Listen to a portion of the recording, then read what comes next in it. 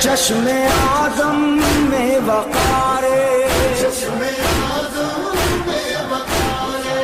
آدمی ماتم سے ہے پاک کے گود میں تیری ہے جینا کیا بات پنچتن پاک کے گود میں تیری ہے جینا کربلا جیتی 72 شہیدوں نے لیتی کربلا جیتی 72 شہیدوں نے لیتی کوبا اور شام اکیلی الٹ آئی ہے جینا بلندر سلوات اللہم صلی علی محمد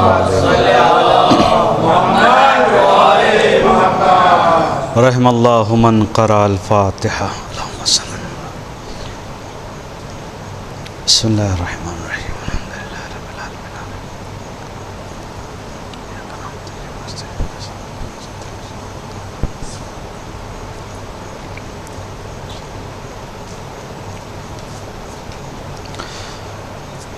لا حول ولا قوة الا باللہ العلی العظیم اعوذ باللہ من الشیطان اللعین الرجیم بسم اللہ الرحمن الرحیم الحمد للہ الذی لم يتخذ صاحبة ولا ولدا ولم يكن له شریک فی الملک ولم يكن له ولی من الذل وکبرہ تکبیرا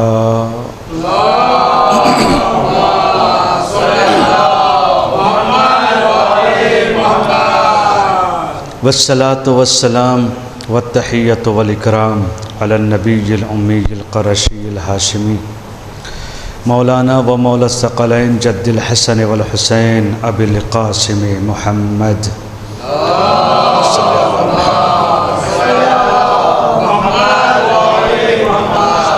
وعلى آلہ الاطیبین الاطہرین المعصومین المظلومین المنتخبین المنتجبین الذین اذهب اللہ عنہم الرجس وطہرہم تطہیرا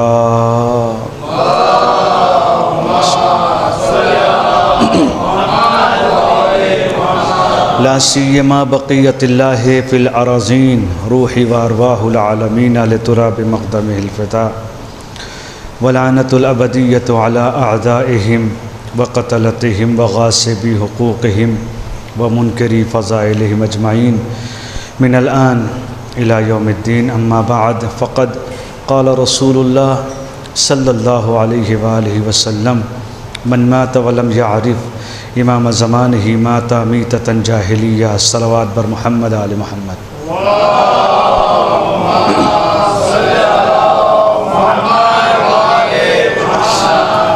ارشاد ختم مرتبت ہے کہ جو اپنے وقت کے امام کو پہچانے بنا مر جائے اس کی موت گمراہی کی موت ہے اور ضلالت کی موت ہے اللہ نے انسانیت کو خلق کیا ایک مقصد کے تحت اور وہ مقصد ہے انسان کا اللہ کی عبادت کرنا عبادت کا جو کرائٹیریا ہے وہ بہت وسیع ہے اور اس کو ہم یہ نہیں سمجھ سکتے کہ عبادت صرف مسجدوں میں جا کر نماز پڑھنا ہے یا عبادت صرف اور صرف مجلسوں کا کر لینا ہے بلکہ عبادت نام ہے ہر اس کام کا جس سے اللہ راضی ہو جائے لہٰذا ہم عبادت کو کسی چیز میں قید نہیں کر سکتے عبادت کو کسی چیز میں ہم بند نہیں کر سکتے عبادت ہر وہ عمل جس کے ذریعے سے خدا راضی ہو جائے وہ عبادت ہے اور اہل بیت عصمت و طہارت اس دنیا سے گئے نہیں جب تک انہوں نے انسانیت کو عبادت کرنا سکھایا نہیں کیونکہ اگر ہم یہ کہہ دیں کہ وہ اس دنیا میں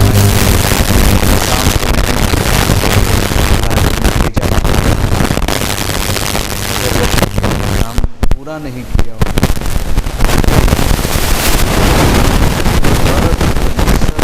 اور وہ ہدف جس چیز کے تحت اللہ نے ان کو بھیجا تھا اگر اس کو نہیں کیا تو پھر اس کا مطلب یہ ہے، ظاہر سی بات ہے، جب کوئی انسان کہیں بھیجا جاتا ہے، آپ ہیں یہ کہیں بھی اگر آپ کو بھیجا گیا کہ آپ فلاں کام کر کے آئیے اور آپ بغیر اس کام کو نپٹائے ہوئے کریں تو ظاہر سی بات ہے ہم بھی پوچھ لیں گے کہ ہم نے آپ کو بھیجا تھا وہ کام آپ نے نہیں کیا، لہٰذا جو آپ کے اوپر اتنا خرچ ہوا، جو آپ کے اوپر اتنی زحمتیں، وقت آپ کا خرچ ہوا، دولت ضائع ہوئی، وہ بیکار ہے۔ لہذا یہ تو سوچا ہی نہیں جا سکتا کہ اہل بیت عصمت و طہارت نے اپنے کام میں کمی کی، یہ تو سوچنا بھی پاپ ہے ہماری ہندی کے اعتبار سے۔ انہوں نے اپنے کام کو پورا کیا۔ مشکل یہاں پر یہ آتی ہے کہ ہم نے کس حد تک ان سے ہدایت کو حاصل کیا۔ تو پھر وہی بات آ جاتی ہے کہ ہدایت ہم نے اتنی ہی لی ہے جتنے میں ہمارا نقصان نہیں تھا، جہاں پر ہماری مصیبتیں نہیں تھیں، جو کہ الناس عبید الدنیا ودینہم علی السنتہم، سرکار سید الشہداء نے آج نہیں کربلا۔ اور میں تو ایک بات کہتا ہوں کہ امام حسین علیہ السلام آج تو ہم اس ماحول میں جی رہے ہیں جہاں ہم 10% ہیں، 12%۔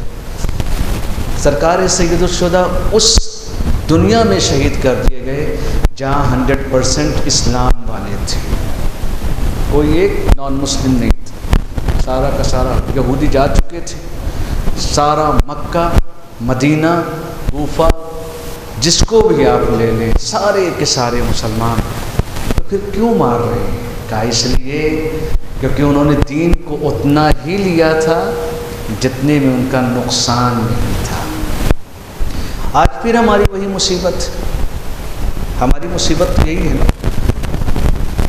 ہمیں کچھ چیزوں کی عادت ہو جاتی ہے۔ مثال دوں میں آپ کو، ایک واقعہ آپ نے سنا ہوگا، اردو کی کتابوں میں اور ہندی کی کتابوں میں بھی لکھا رہتا ہے کہ ایک بہت بڑا تاجر تھا، بزنس مین تھا، وہ گزر رہا تھا تو اس نے دیکھا کہ ایک باغ ہے اور اس باغ میں شکاری جو ہے وہ طوطے پھنسا رہا ہے، اور وہ بیچارے سارے کے سارے پھنس جاتے ہیں اس کے جال میں۔ تو اس نے کہا کہ اب میں کوشش یہ کروں گا کہ یہ جو پوپٹ ہوتے ہیں یہ پھنسے نہیں۔ تو اس نے کام یہ کیا کہ ان کو ٹریننگ دیا،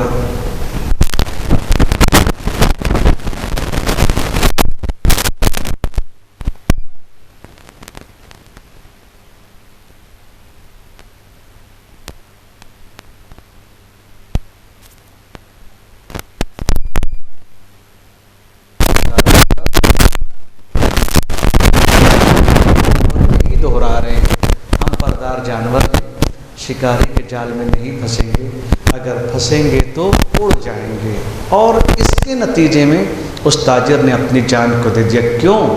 اس لیے کہ اس نے ان کو بولنا سکھا دیا تھا، لیکن بچنا کیسے ہے یہ وہ سیکھ نہیں پائے تھے۔ اسلام کی سب سے بڑی جو مسلمانوں کی مصیبت ہے وہ یہی ہے، لا الہ الا اللہ محمد الرسول اللہ تو سیکھ گئے ہیں لیکن اس کا اثر نہیں آیا ہے۔ صلوات پڑھ دیں محمد علیہ۔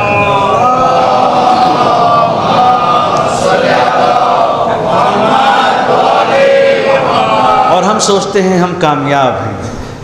احسب الناس ان یقولوا آمنا وہم لا یفتنون، کہ لوگ یہ سوچتے ہیں کہ وہ ایمان لے کر آ گئے اور ان کا حساب نہیں ہوگا۔ احسب الناس ان یترکوا ان یقولوا آمنا، کہ قیامت کے دن لوگ خالی یہی سوچ کر رہیں گے کہ اچھا کون ہو؟ مسلمان ہو، آؤ جاؤ، آؤ جاؤ، وہم لا یفتنون، وہ حساب نہیں ہوگا۔ ہم نے سب کا امتحان لیا ہے۔ قرآن کہنا کیا چاہ رہا ہے؟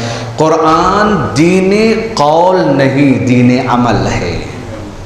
یا ایھا الذین آمنوا وعملوا الصالحات، ایمان والو عمل صالح بھی انجام دو۔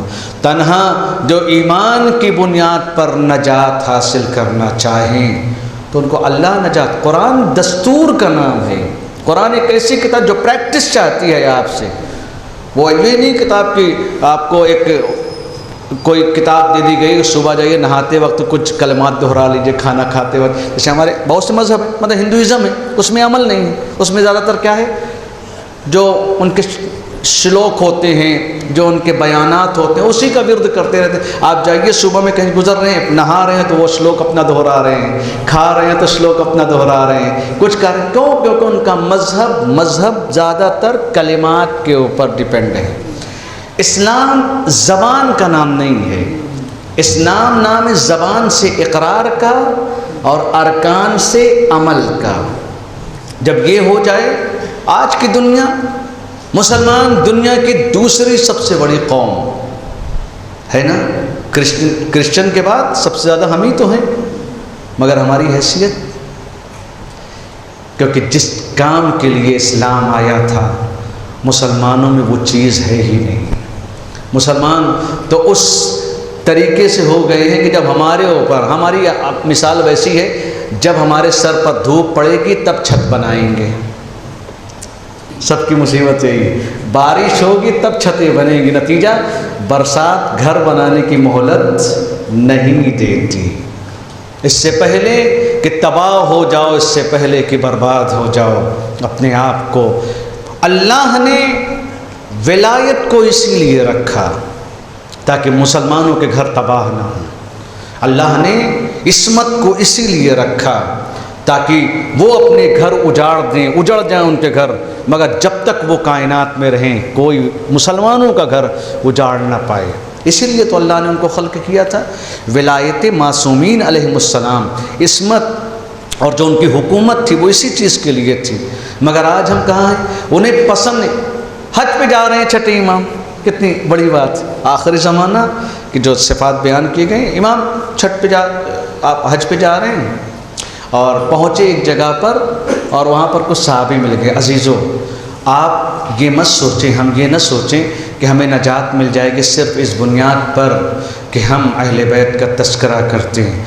ہمیں یہ نہیں دیکھنا ہے کہ ہم اہل بیت کا تذکرہ کرتے ہیں, ہمیں یہ بھی دیکھنا ہے کہ ہماری وجہ سے کسی اہل بیت کے چاہنے والے کو تکلیف نہ ہو, جو سب سے بڑی ضرورت ہے ہماری. کسی کا حق تو ہمارے اوپر نہیں ہے, کسی کی ذمہ داری تو ہمارے اوپر نہیں ہے, کسی کا مال تو ہمارے اوپر نہیں ہے. اگر یہ ہمارے اندر ہے تو پھر وہی والا ہے. امام آ گئے, سرکار جا رہے کربلا کی طرف, راستے میں ملا ایک انسان اور امام نے اس سے کہا کہ چلو میری مدد کے لیے. کہا مولا میں تو نہیں جا سکتا, میرا گھوڑا لے لیجیے.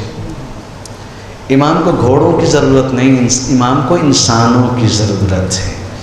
وہ تب ہوگی انسان کے اندر جب انسان اپنے وقت کے امام کو پہچانے.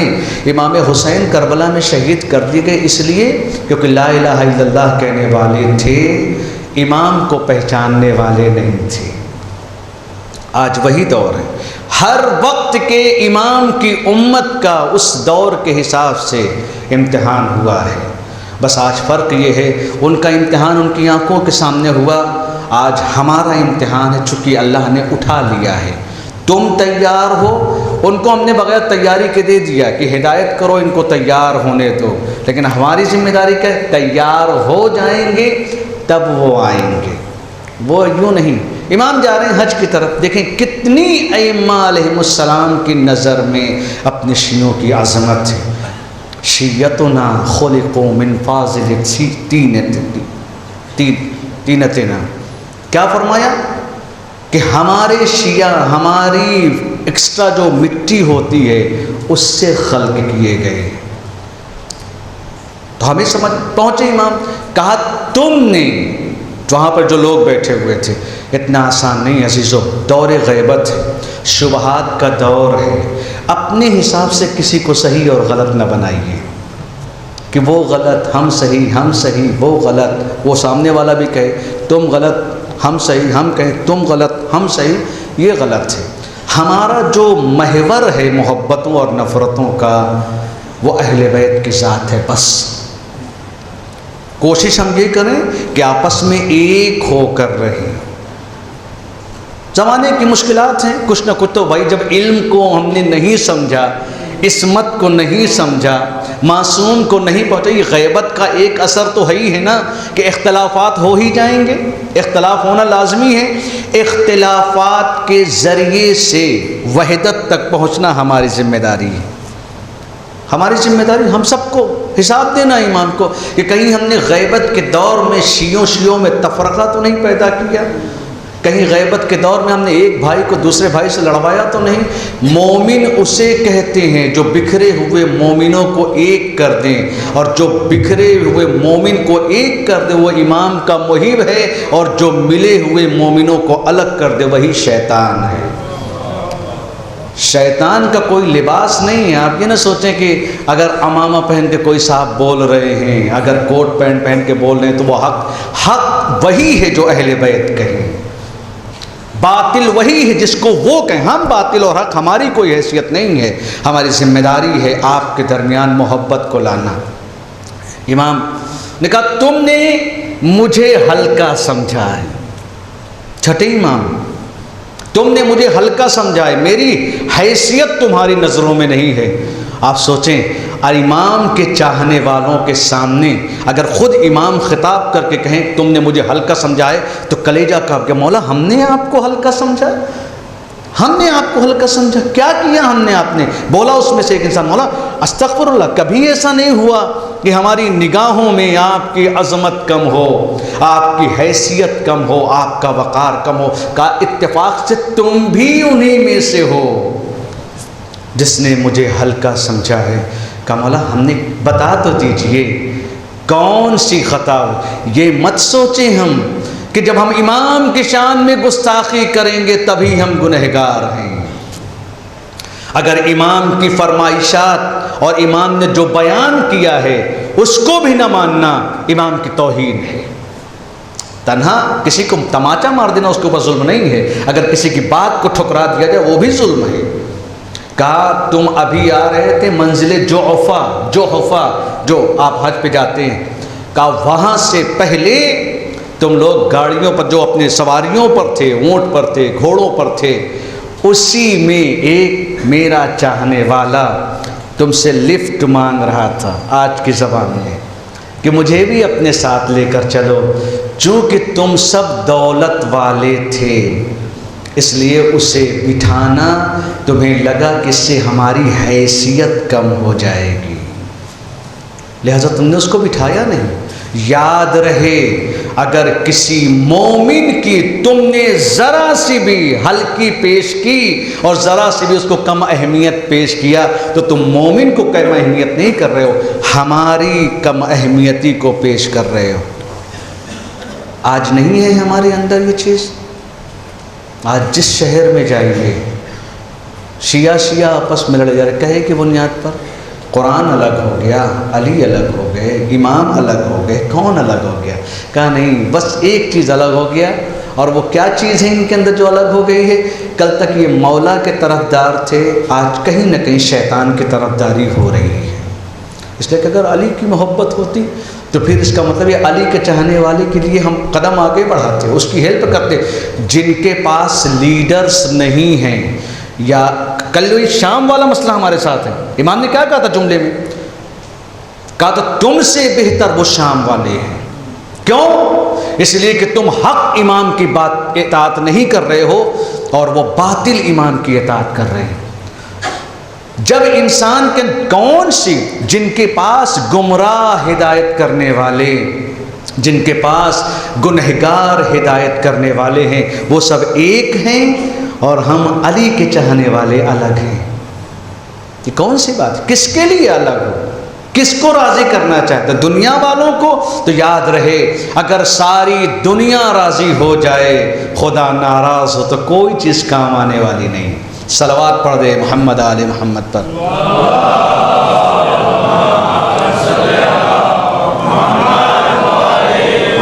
ہم تباہی کے راستے پر چل رہے ہیں، ہم تباہ ہوتے جا رہے ہیں. جوانوں کو اپنی فیوچر کی فکر نہیں ہے، بیویوں کو شوہروں کی فکر نہیں ہے، شوہروں کو بیویوں کی فکر نہیں ہے، ماں باپ تو کہاں ہیں ہمیں خود خبر نہیں ہے. آخری زمانے کے لوگ کم اولادی کی تمنا کریں گے. کہ 3 بیٹے ہیں تو اللہ کے 2 ہی ہوتے تو کتنا مزہ آتا، 2 والے کہیں گے کہ 1 ہوتا تو کتنا مزہ آتا۔ ابھی تو اور مصیبت ہے، کچھ سال انجوائے کیا جائے پھر بچے پیدا کریں گے۔ کون سا انجوائے کرو؟ کبڈی کھیلو گے؟ کیا کرنا ہے تم؟ شادی تمہاری اسی لیے ہوئی ہے تاکہ نسل آدمی کو آگے بڑھاؤ۔ اگر ایک بیٹا بھی سماج کی اصلاح کرنے والا پیدا کر دیا تو خدا کی قسم وہی کامیابی کے لیے کافی ہے۔ کس کے لیے؟ کون سا کام کرنا چاہتے ہو؟ شیطان انسان کے اندر یہ ڈال رہا ہے، شیطان یہی وسوسہ ڈالتا ہے، انسان کو بھوک سے ڈرا رہا ہے۔ لا تقتلوا اولادکم خشیۃ املاق نحن نرزقکم وإیاہم۔ کیوں اپنی اولاد کو مارتے ہو؟ بھوک کی کمی کی وجہ سے، بھوک کے خوف کی وجہ سے۔ ہم تم کو بھی رزق دیتے ہیں، ان کو بھی ہم ہی رزق عطا کرتے ہیں، اور میری رزاقیت دیکھو، تمہیں تو پتہ بھی نہیں ہوتا بچے کو چاہیے کیا، ہم تب بھی اس کو رزق دیتے ہیں۔ صلوات پڑھ دیں محمد آل محمد پر۔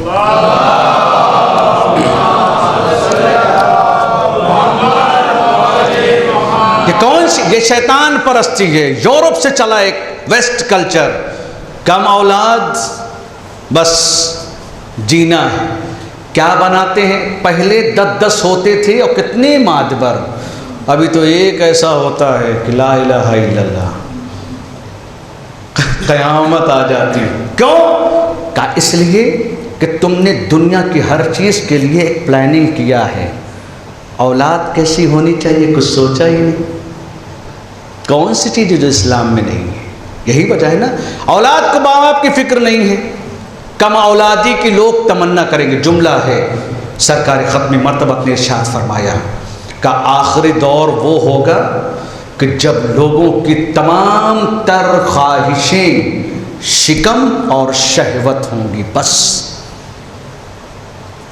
کچھ نہیں چاہیے ان کو دنیا سے۔ شکم کھانا کیا ہے، اور دوسرا شہوت، انسان کی خواہشات کو پورا کرنا۔ 2 چیزیں انسان کے پاس ہوں گی، اور جب یہ انسان کا ہم و غم ہو جائے گا کہ مجھے کھانا قید کا جب ایسا دور آ جائے گا تو لوگ یہ نہیں سوچیں گے کہاں سے آ رہا ہے، بس پیٹ بھرنا چاہیے، کہیں سے بھی ملے، حلال حرام، اس کا اس کا، لوٹا مارا گھسیٹا کھینچا ہوا، کہیں سے بھی اس کو ملے گا، وہ اس کو اپنائے گا، چونکہ اس کی پوری کوشش یہ ہے کہ اس کو دولت ملے، کہیں سے بھی دولت آئے کوئی فرق نہیں پڑتا اس کے لیے۔ اور دوسری چیز شہوت ہوگی، کہیں بھی خرچ ہو۔ آج وہ دور نہیں ہے، آج انسان سوچ نہیں رہا ہے کہ شادیوں سے لوگ دور بھاگ رہے ہیں اور نوجوان غلط ریلیشن کے پیچھے بھاگ رہے ہیں۔ شادی لوگوں کے لیے عذاب بن چکی ہے، شادیاں نہیں کرنا چاہتے ہیں لوگ، آج ریلیشن شپ میں رہنا چاہتے ہیں۔ کیوں؟ اس لیے کہ لوگوں نے دین کو نہیں سمجھا۔ اگر دین کو سمجھ لیتے تو شادیاں مصیبت نہیں ہوتی، بلکہ شادی اس معراج کا نام ہوتا کہ اگر اس کائنات کی خلقت کی وجہ علی ابن ابی طالب سے ان کے بابا بھی آ کر پوچھیں میری فاطمہ کو کیسا پایا، تو آواز دی نعم العون علی طاعت اللہ، اللہ کی عبادت میں بہترین مددگار پایا۔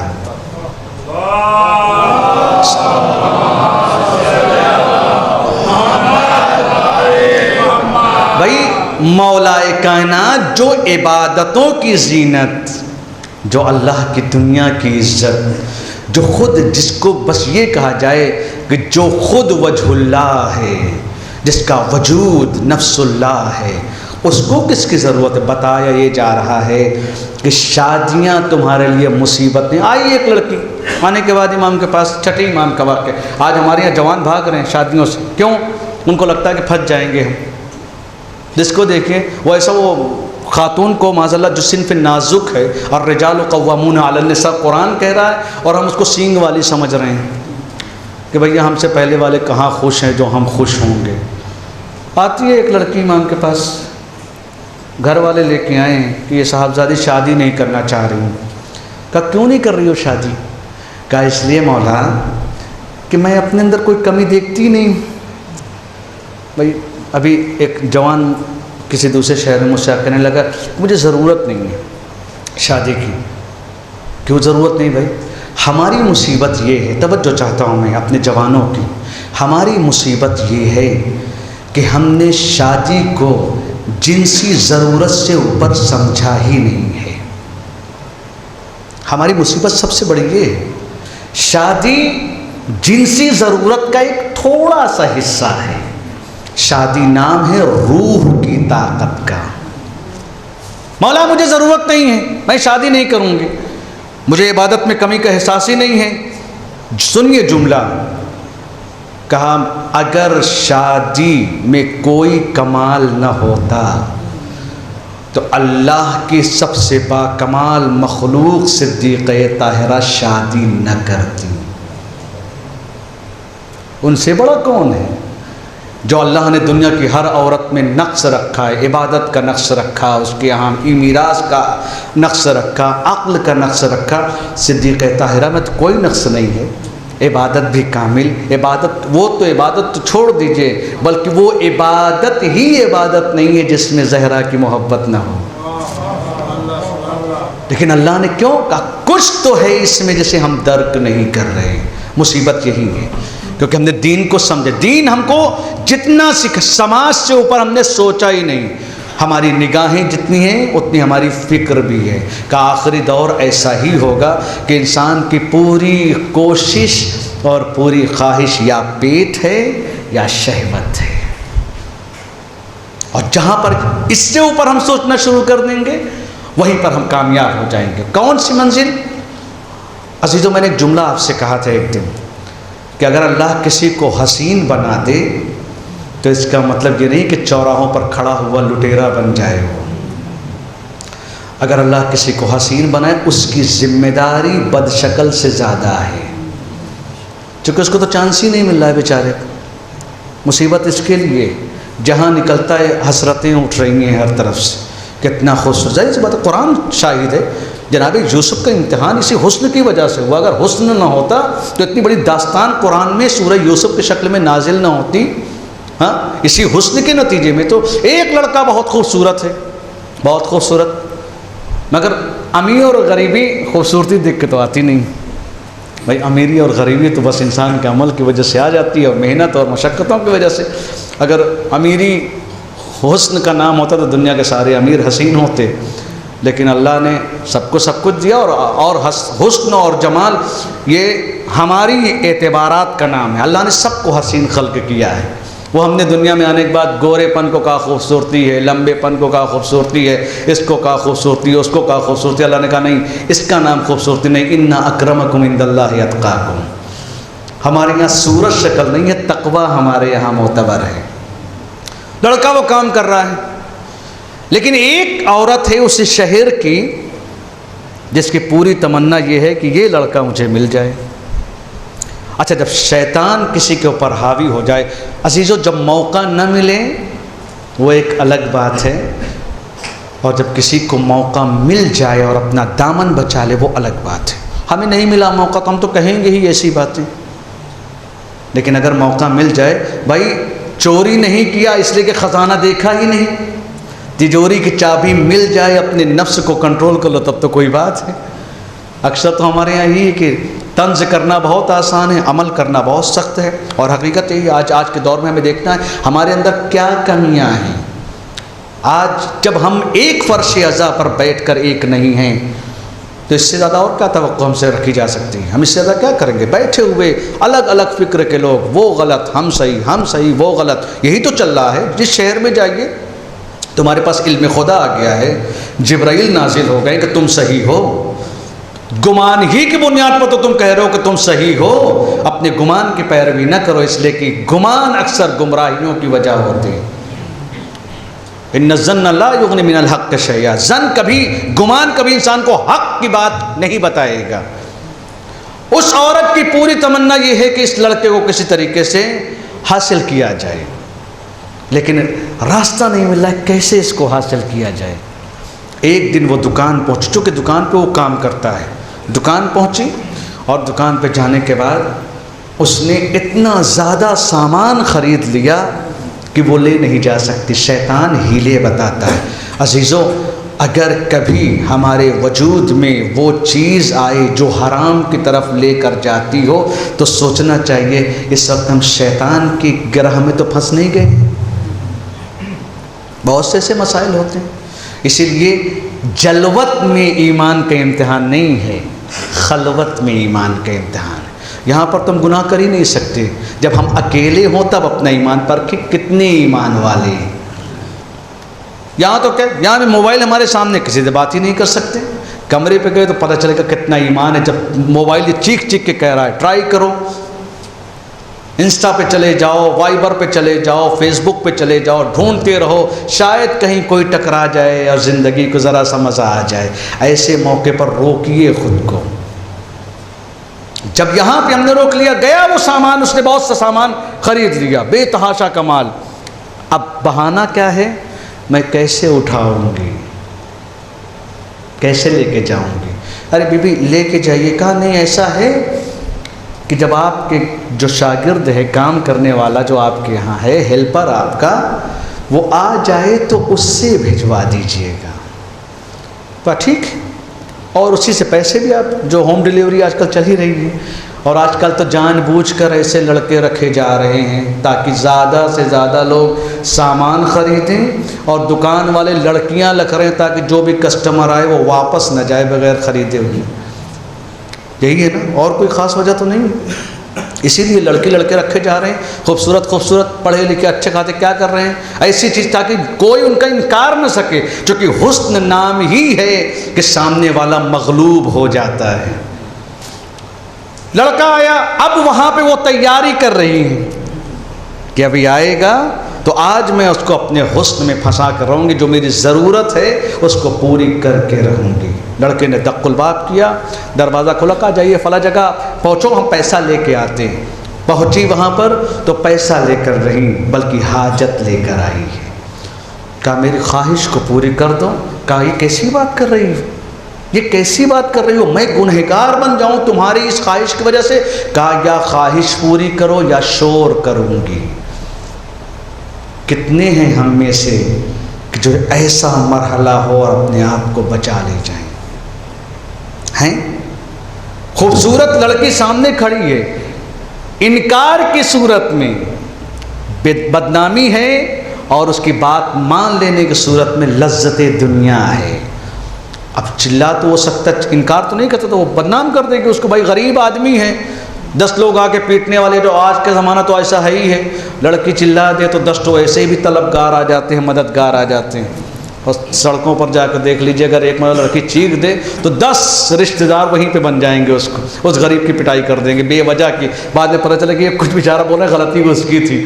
مگر چونکہ انسان کیا ہے، مددگار بن جاتا ہے اس صنف نازک کا. اب کرے تو کیا کرے؟ دیکھیں، انسان جب اپنے نفس کو بچانا اس کی ذمہ داری بن جائے تو وہاں پر ذہن میں جو اللہ کے لیے تقوی اختیار کرے، من یتق اللہ یجعل لہ مخرجا، جو اللہ کا تقوی اختیار کرے اللہ خود راستے اس کے لیے بنا دیتا ہے. اس کے ذہن میں فوراً ایک سوال ہے، یہ میرے حسن کی دیوانی ہے، ذرا دیر کو حسن کو تباہ کر دیا جائے اور حسن کو برباد کر دیا جائے. کہا ٹھیک ہے میں آ رہا ہوں، آپ یہ بتا دیجیے دستشوئی کدھر ہے، ٹوائلٹ کدھر ہے، میں بھی تیار ہو کے آ جاؤں. ٹوائلٹ گیا، اس نے ٹوائلٹ کی ساری گندگی اپنے بدن پر لگائی اور اس لڑکی کے سامنے آ گیا. جیسے ہی لڑکی کے سامنے آیا، لڑکی نے اس کی نجاست کو دیکھا اور خود دروازہ کھول کر اس کو گھر سے باہر بھگا دیا. بعض اہل قلم لکھتے ہیں کہ جس انسان نے جو غلاظت کے ذریعے سے اپنی آبرو کو بچایا ہے، کبھی اس کو عطر لگانے کی ضرورت نہیں ہوئی، اتنی بدن میں اس کی خوشبو رہتی تھی. داستانیں بتا کیا رہی؟ خدا کے لیے اپنے نفس پر کنٹرول تو کرو، وہ عزت دیں گے کہ دنیا انگشت بدندہ رہے گی. صلوات پڑھ دیں محمد آل محمد پر.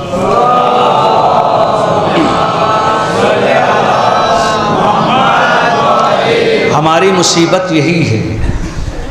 ہم تو بتائیں نا ہماری حالت کیا ہے کہ جب بارش ہوگی تبھی، آج کا دور ہے جو انسان جس حد تک جس کی بھی ہیلپ کر سکتا ہے، مدد کر سکتا ہے، مدد کرے۔ مومنین کی مدد، آپ کے شہر میں اگر کوئی طلبگار ہے، کوئی مددگار ہے، کوئی مدد چاہتا ہے، کوئی مدد کرنا چاہتا ہے، جو بھی ہے اٹھیے۔ ملک کی ضرورت ہے، اگر ملک کے کسی حصے میں کوئی ظلم سے جوجھ رہا ہے، کوئی پریشان ہے، کوئی خستہ حال ہے، اس کی ہیلپ کریں، اس کی مدد کریں۔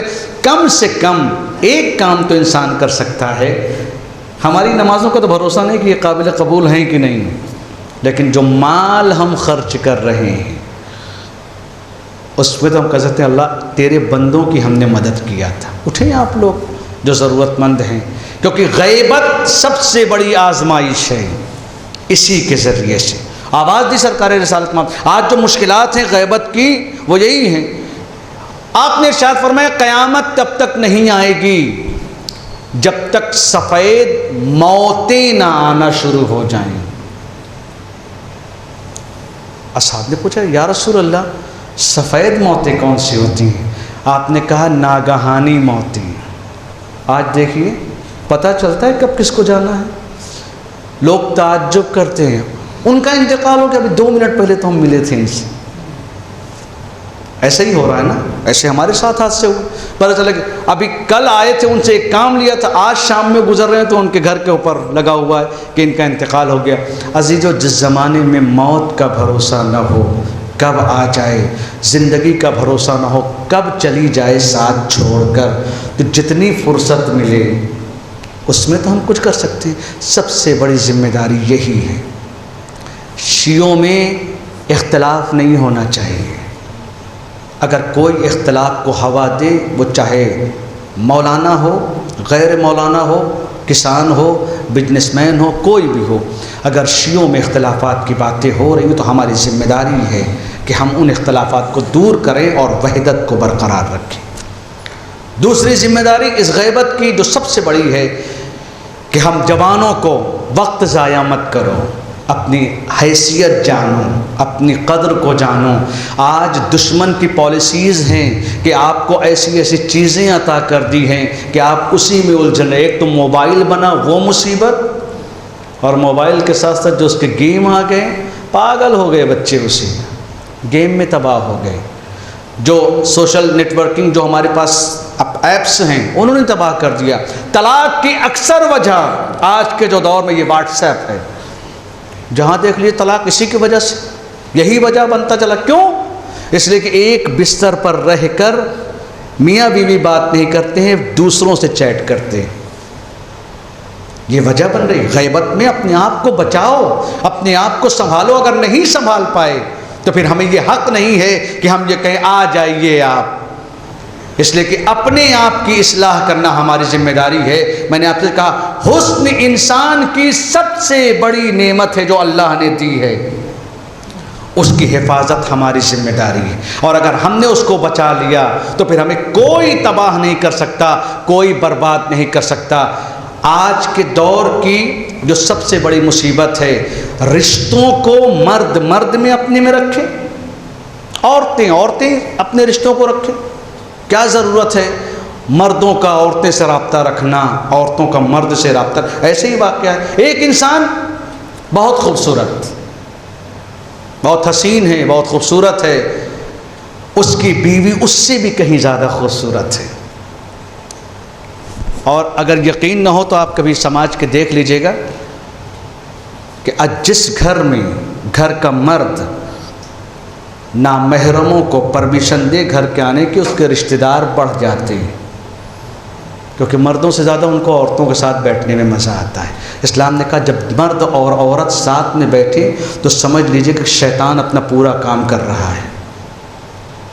ہمیں ایمان کو حساب دینا ہے، ہمیں اللہ کو حساب دینا ہے، ہمیں دنیا داری کو حساب نہیں دینا، دنیا کے لوگوں کو حساب نہیں دینا ہے۔ ایک انسان ہے، بنی اسرائیل کا واقعہ ہے، بہت خوبصورت اس کی بیوی ہے۔ بادشاہ کو ایک آدمی کی ضرورت پڑی کہ ایک بہت نیک انسان چاہیے جو کہیں بھیجنا ہے تاکہ وہ کام کو حل کر لے۔ لوگوں نے کہا کہ بادشاہ سلامت فلاں انسان ہے جو اس کی ہیلپ کر سکتا ہے، اس کام کو حل کر سکتا ہے، کہا لے کے جاؤ اس کو۔ بلایا، کہا بادشاہ سلامت میرے علاوہ کوئی نہیں ہے جو میری بیوی کا خیال رکھے، اگر کوئی اور مل جائے اس کو آپ بھیج دیجئے، مجھے مت بھیجیے۔ بادشاہ نے کہا تم سے زیادہ امین کوئی نہیں ہے، لہٰذا تم ہی کو بھیجنا ہے۔ عزیزو، اگر ہم چاہتے ہیں کہ ہماری اولاد اچھی ہو تو ہمیں اچھا بننا پڑے گا۔ اولاد اللہ آسمان سے نازل نہیں کرتا ہے، اللہ اولاد کو ہمارے جسم سے دیتا ہے، ہماری آغوش میں تربیت پاتی ہے اولاد۔ اگر چاہتے ہیں ہم کہ اولاد نیک ہو تو ہمیں نیک بننا پڑے گا۔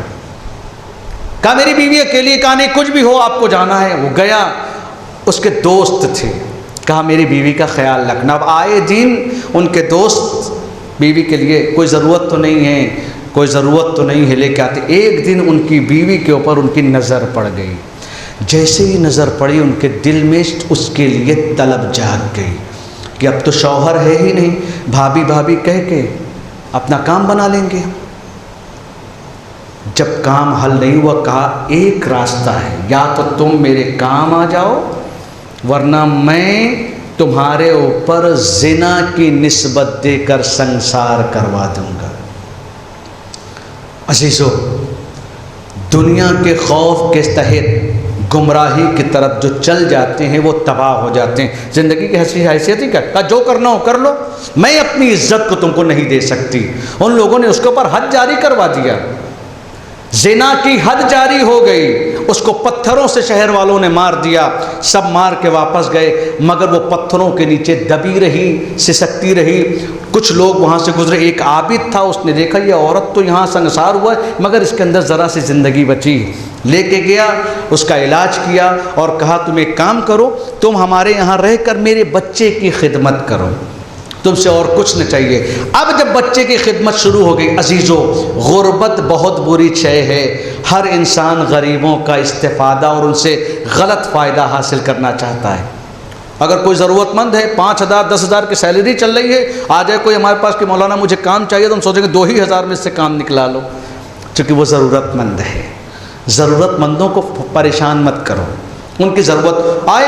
اسی گھر میں ایک اور آدمی تھا، دیکھا کہ یہ گھر میں کام کرنے والی ہے، اس سے فائدہ لینا چاہیے، لیکن اس نے بھی جب اس کی بات نہیں مانی تو کیا کیا انہوں نے؟ ایک دن آیا تاکہ اس کے اوپر حملہ کر کے اس کی عزت بھی لوٹ لے، اس کو مار بھی دے۔ نتیجے میں حملہ کیا، اس عابد کا بیٹا مر گیا۔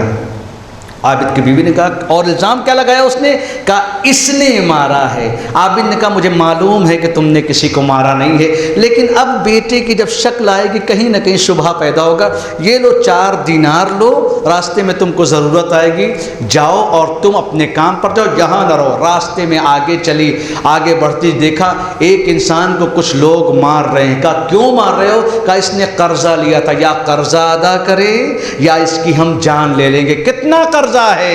کہا 4 دینار۔ اس نے اپنی جیب سے نکالا، کہا اس کی جان بخش دو، قرضہ میں ادا کرتی ہوں۔ اس نے جیسے ہی دیکھا، کہا تم نے میرے اوپر احسان کیا ہے، اب آؤ ہم دونوں ساتھ میں چلتے ہیں، زندگی کو گزارتے ہیں، دونوں محنت کریں گے، دونوں کھائیں گے۔ عزیزو، اسی لیے کہا گیا جس کے اوپر احسان کرو اس کے شر سے بچو۔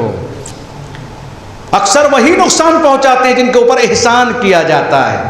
اور وہ لے کر چلا، اور کیا کیا اس نے؟ کشتی پر سوار ہوا، اور اس نے کیا کیا؟ اس لڑکی کو کشتی والے تاجروں کے ہاتھ بیچ دیا کہ یہ میری کنیز ہے، اور وہ چلا گیا وہاں سے۔ کشتی والوں نے اس کے اوپر حملہ کیا کہ ہم تمہاری عزت لوٹیں گے، تم ہماری تسلط میں آ جاؤ، تم ہماری بیوی جیسی ہو۔ بھائی خریدا ہے؟ کہا کس نے بیچا تم کو؟ کہا میں تو آزاد ہوں۔ کہا نہیں، اس نے بیچا تھا۔ کہا اس نے؟ میں اس کی کنیز نہیں ہوں، میں نے اس کو خود اس زندگی دی ہے۔ کہا کچھ بھی ہو جائے۔ اب کچھ لوگوں میں اختلاف ہوا، تو یہ چونکہ تاجر تھے، ایک ایسی کشتی پر سوار کیا جس پہ خزانہ تھا، اور سارے لوگ دوسری کشتی پر سوار ہوئے۔ اللہ جب کسی کی عزت کو بچانا چاہتا ہے تو کبھی اس طریقے سے بچاتا ہے، کبھی گہواروں کے بچوں سے گواہی دے کر بچاتا ہے۔ تاریخ گواہ ہے، قرآن گواہ ہے۔ اللہ کے لیے قدم تو آگے بڑھاؤ، ہم خود ہیں تمہاری مدد کے لیے۔ ایسا طوفان آیا کہ سب کے سب غرق ہو گئے، بچا کون؟ یہی لڑکی جب پہنچی ایک جزیرے سے، ایک آئی لینڈ سے، یہ جا کر اس کی کشتی رکی۔ اب اللہ نے اس کو اتنی عزت دی، اپنے نبی کو حکم دیا کہ جاؤ اس کنیز کے پاس لوگوں کو لے کر جاؤ، ان لوگوں کو کہ تب تک ہم تمہاری توبہ قبول نہیں کریں گے جب تک اپنے گناہوں کا اقرار اس عورت سے جا کر نہ کرو۔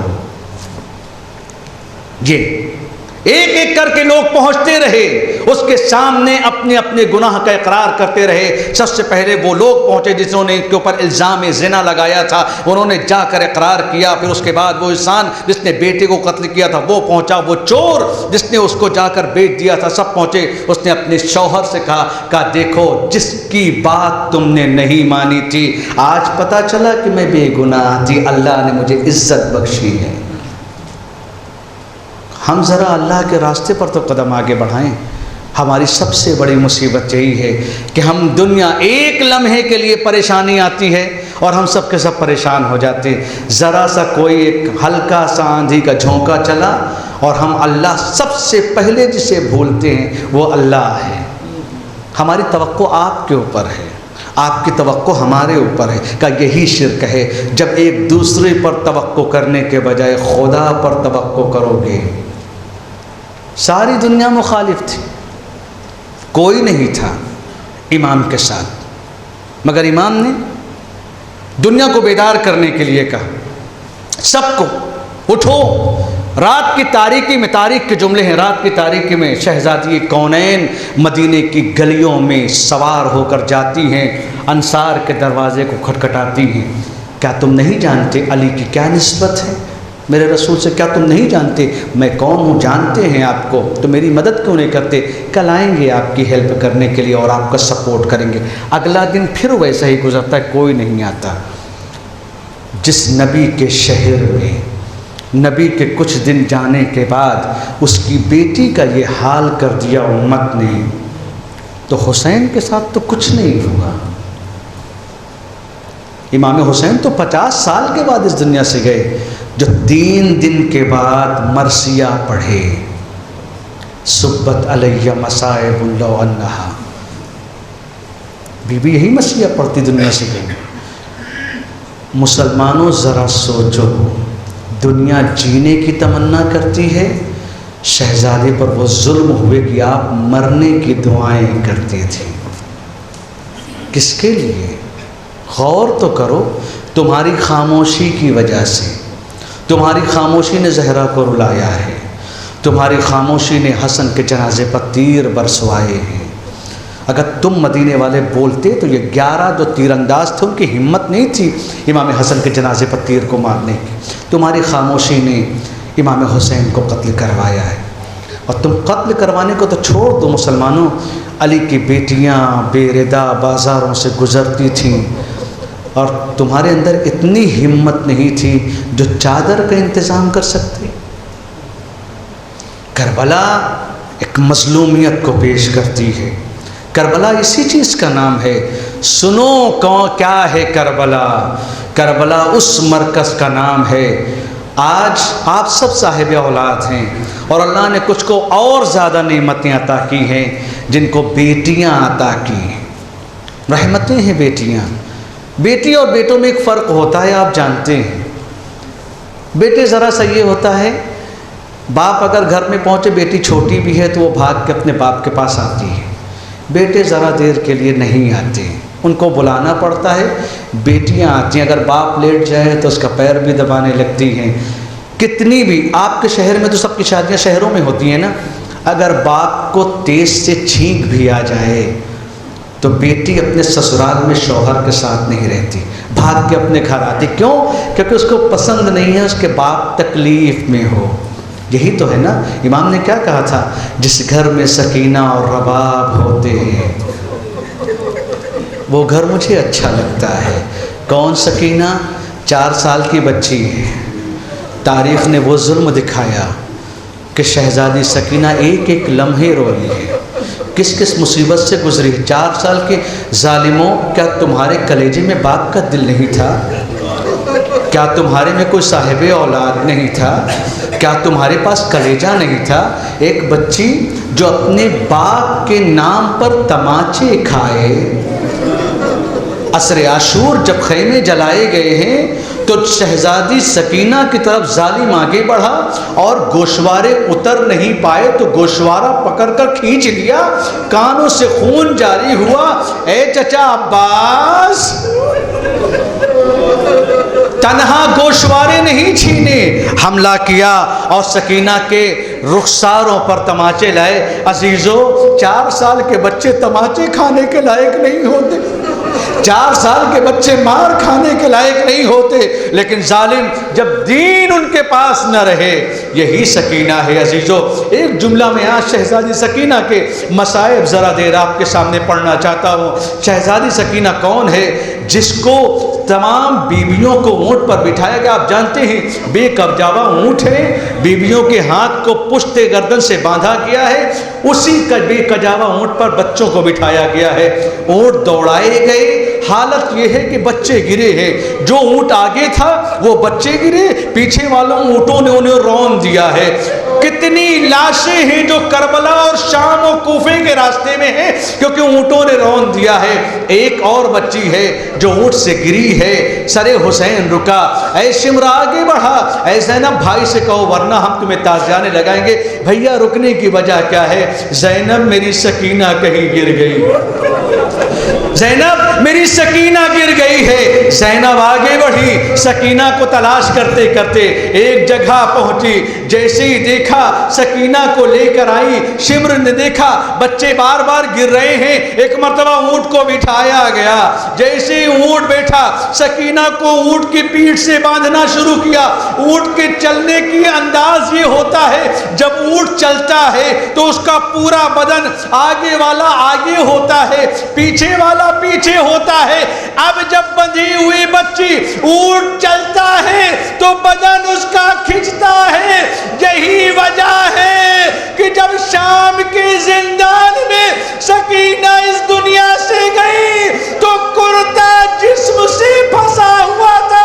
غسل دینے والی عورت آئی، ایک جملہ کہتی ہے، اے زینب کیا اس بچی کو کوئی مرض تھا جو اس کا کپڑا اس کے بدن سے چپک گیا ہے؟ ارے ایسا مت کہو، میری بچی کو اونٹ سے باندھا گیا، ہائے عابد بیمار لے کر چلے، سکینہ کو سپرد خاک کیا، 2 ہاتھ نمودار ہوئے، اے سید سجاد میری سکینہ کو مجھے دے دو۔ بھیا زینب نے بکا کیا، مجھے معاف کرنا، آپ کی امانت کی نگہداری نہ کر پائی۔